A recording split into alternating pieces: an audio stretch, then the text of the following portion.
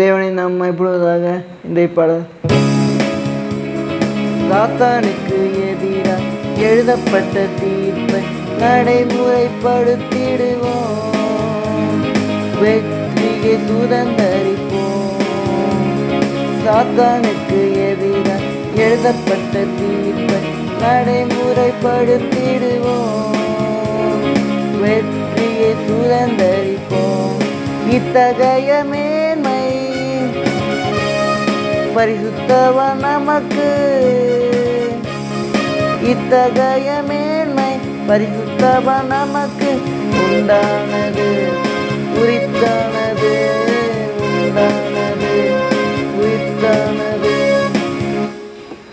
இந்திய வசனம் சங்கீதம் 149 7 8 9.